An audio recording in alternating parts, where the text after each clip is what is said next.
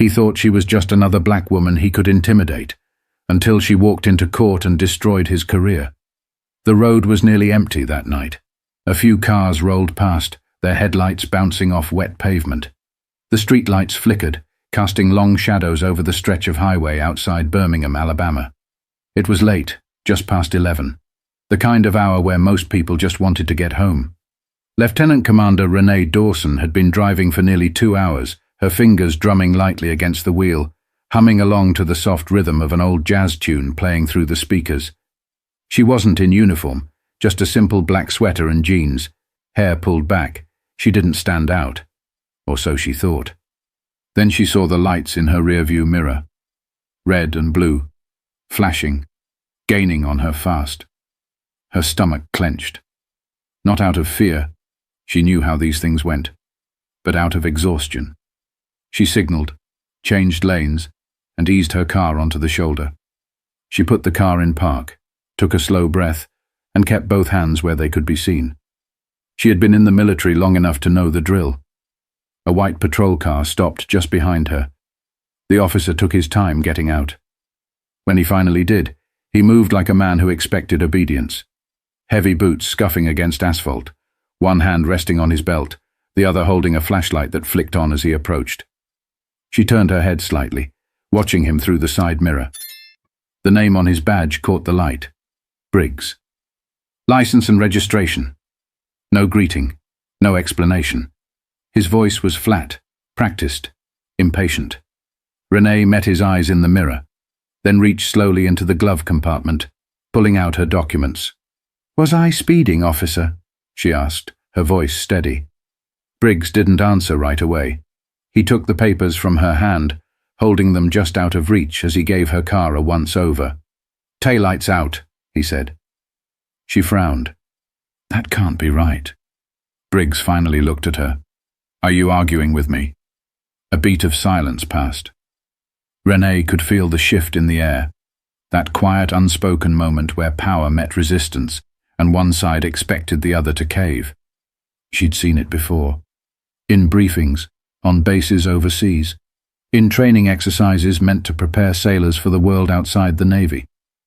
She knew better than to push, but she also knew her rights.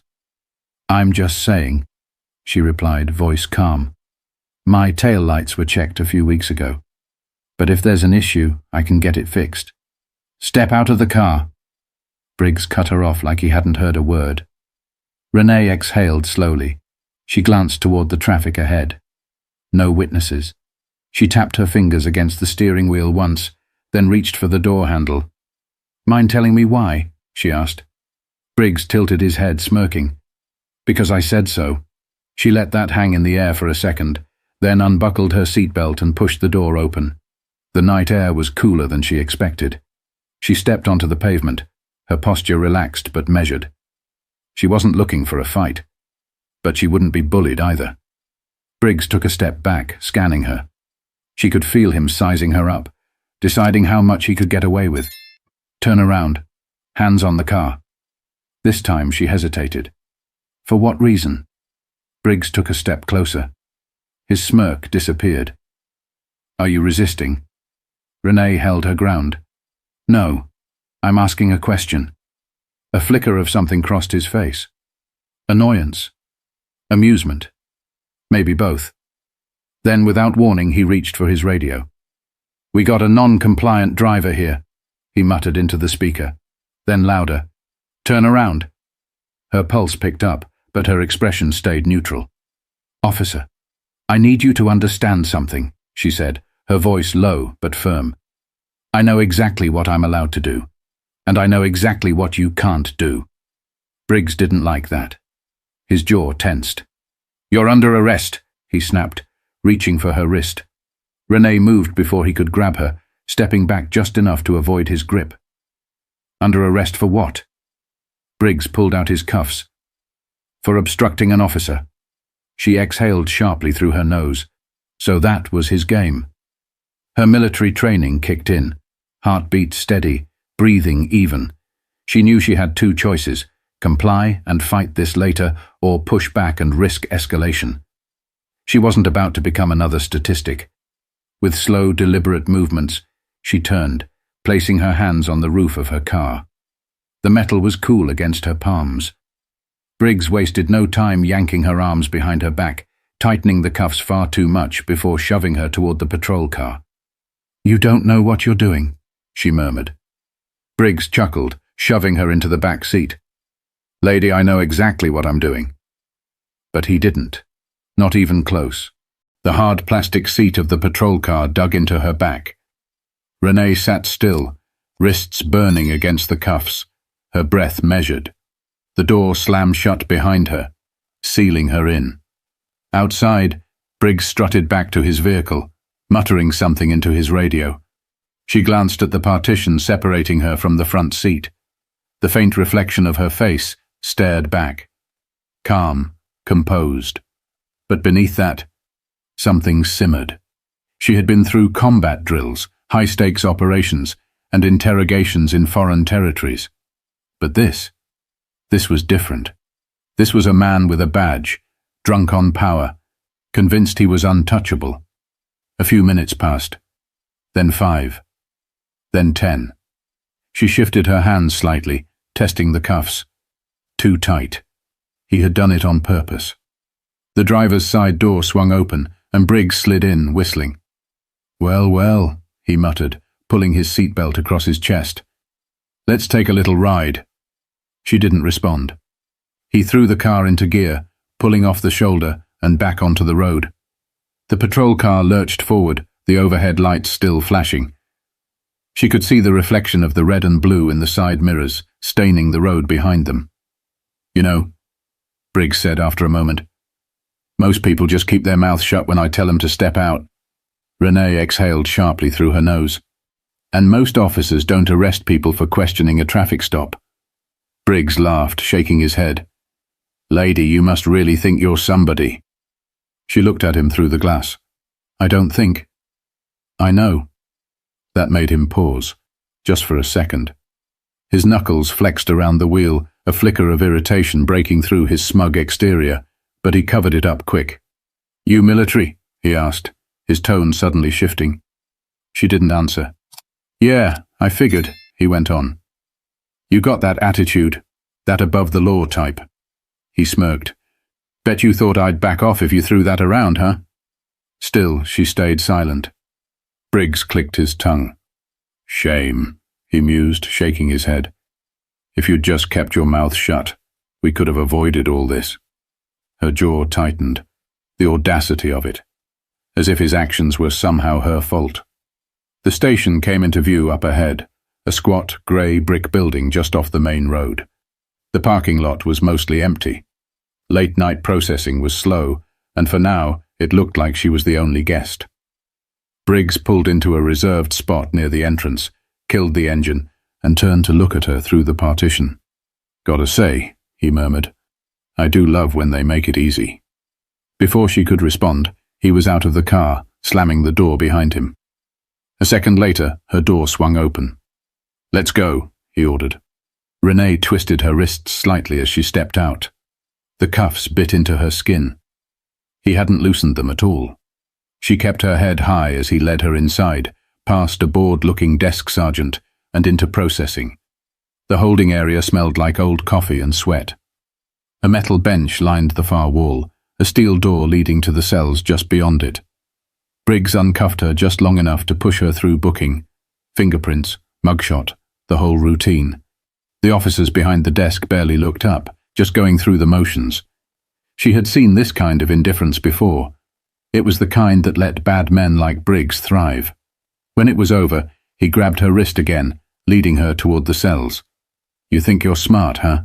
he muttered under his breath. She glanced sideways. "I don't have to think." His grip tightened. She knew that got under his skin. "Enjoy your stay," Briggs sneered, shoving her toward the cell. Renee caught herself before she stumbled. She turned, watching as the metal bars slid shut between them. Briggs smirked from the other side, tapping the bars lightly with his fingers before walking away. The lock clicked into place. She took a slow breath, then sank onto the bench. The chill of the metal pressed through her jeans, grounding her. One night. That's all it would take. Because Briggs had no idea who he had just messed with. The metal bench was cold, hard, unforgiving. Renee shifted slightly, rolling her shoulders to ease the stiffness creeping in. The cell wasn't much. Just 4 walls, a single flickering light, and the faint smell of old sweat and disinfectant. She had spent nights in far worse conditions, in places where the threat wasn't just discomfort, but real danger. This was nothing. But that didn't mean she wasn't angry. Through the bars, she could hear the faint murmur of officers talking at the front desk, the occasional shuffle of paperwork, the clatter of a coffee cup against a desk. She exhaled, slow and steady. Control the breathing. Control the mind. Basic training drilled into her long before she even stepped foot into the fleet. Then, heavy footsteps. Briggs. She knew it was him before he even came into view. His stride had that same arrogant rhythm, like a man who thought he was untouchable. He appeared in front of the cell a second later, arms crossed over his chest, that same smirk plastered on his face. "Comfy?" She didn't answer. He tilted his head, stepping closer to the bars. "You know, if you'd just played along, you wouldn't be in here right now." She let a slow smile curl at the edges of her lips. "Oh, I'm exactly where I need to be." Briggs's smirk faltered for just a second. A flicker of something in his eyes. Annoyance. Uncertainty. He covered it fast, scoffing as he glanced toward the empty holding area. "No one's coming to get you tonight, lady." He shrugged. "Guess that means you'll have some time to think about that attitude." Renee just watched him, unmoved, unshaken. Briggs leaned in slightly. "See, here's the thing," he continued, lowering his voice. "People like you think the rules don't apply. You think a little confidence is enough to get out of trouble." She let him talk, let him ramble. It didn't matter, because he didn't know what was coming. And then, as if on cue, another officer approached from the hallway. A younger guy, probably in his late 20s, dressed in a standard-issue uniform. He stopped a few feet away, holding a clipboard. Sergeant?" The officer's voice carried just a hint of uncertainty. "We got a call." Briggs barely glanced at him. "And?" The officer hesitated, shifted on his feet. "And? I think you need to see this." Briggs frowned, then gave Renee one last look before stepping away. She sat back, listening. The conversation was hushed, but she caught bits and pieces. Something about a lawyer, a call from higher up, questions about why she was being held. Briggs's voice dropped lower, sharp and annoyed. The younger officer stammered something in response, but whatever it was, it didn't seem to make him happy. Then, heavy footsteps again. Briggs stormed back, jaw tight, hands clenched into fists at his sides. His smirk was gone. "What the hell did you do?" Renee leaned forward, resting her elbows on her knees. "I didn't do anything." She tilted her head slightly.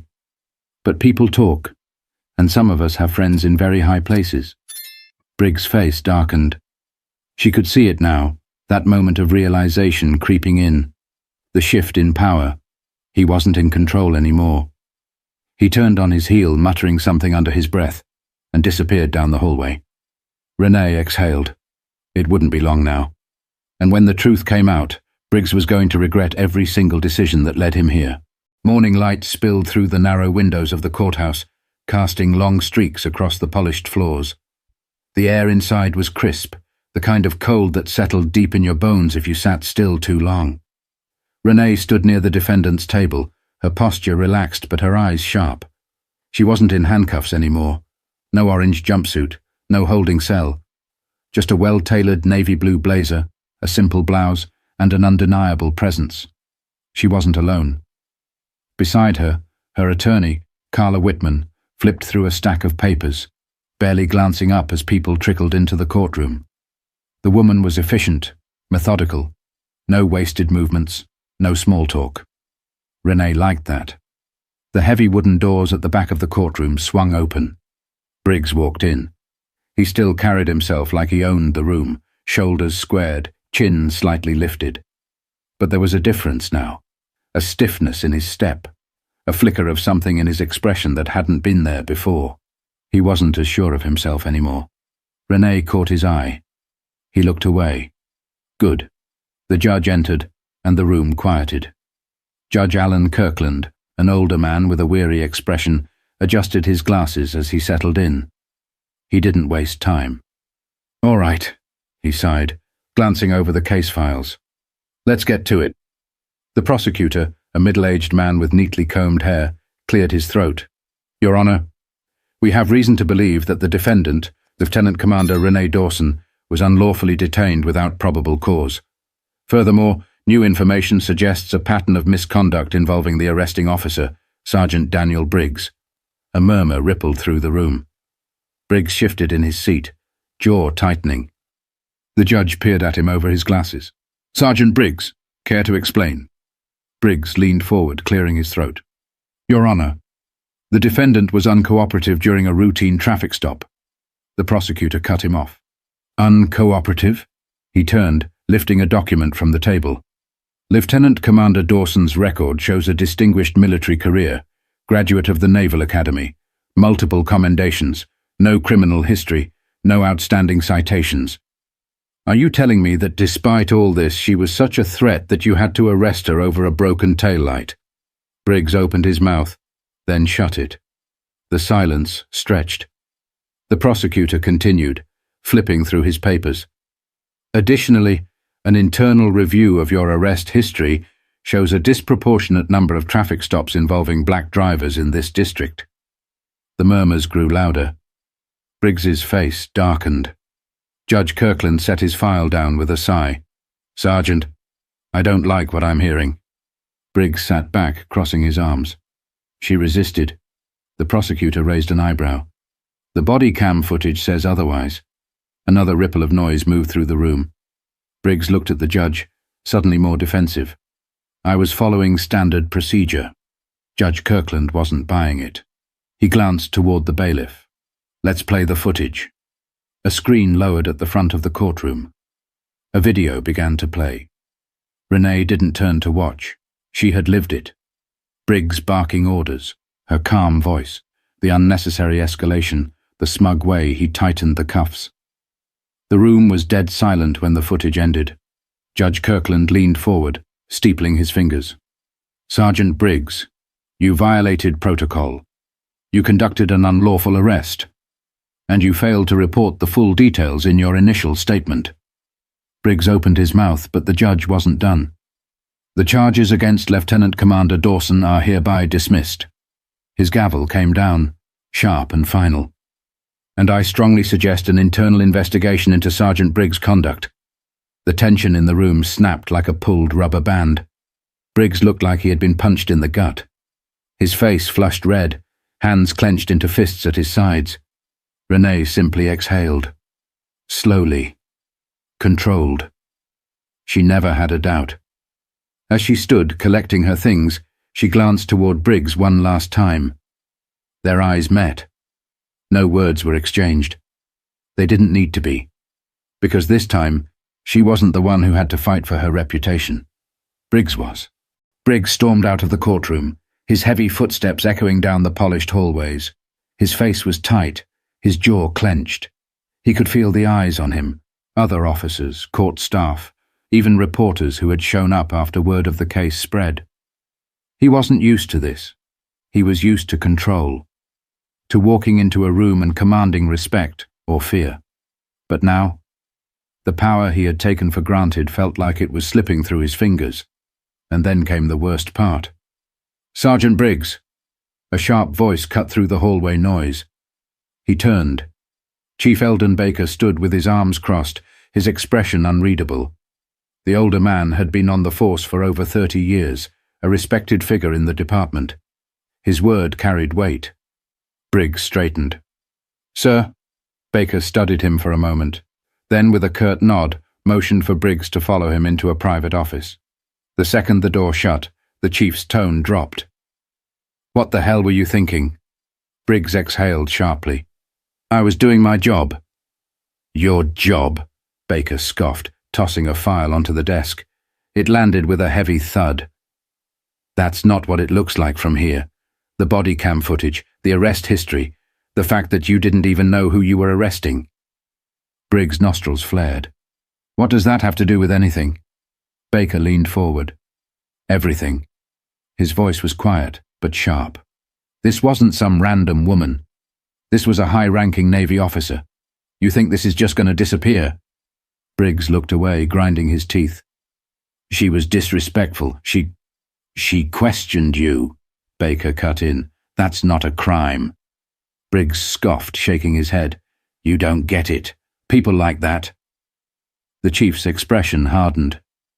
People like what, Briggs? Silence. Briggs swallowed but said nothing. Baker sighed, rubbing his forehead. The DA is reviewing every single one of your cases from the past 5 years. You've been flagged for racial profiling, and you better believe this department isn't going down with you. Briggs felt his stomach twist. What does that mean? Baker straightened. It means you're being put on immediate suspension. Effective now. Internal Affairs is investigating, and if they find what I think they're gonna find. He shook his head. Your career is over.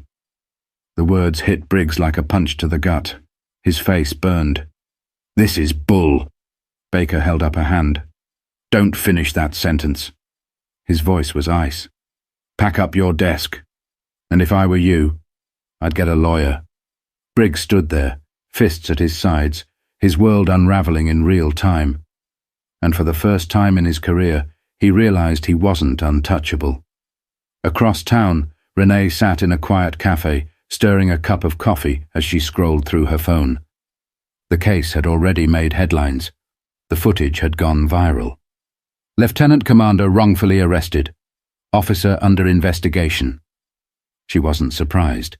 She had known, from the second she stepped out of her car that night, how this would go. She had seen men like Briggs before, entitled, arrogant, used to bending the law in their favor. But this time, he lost. Her phone buzzed, a message from her attorney. Briggs has been suspended, might face charges. Renee took a slow sip of her coffee.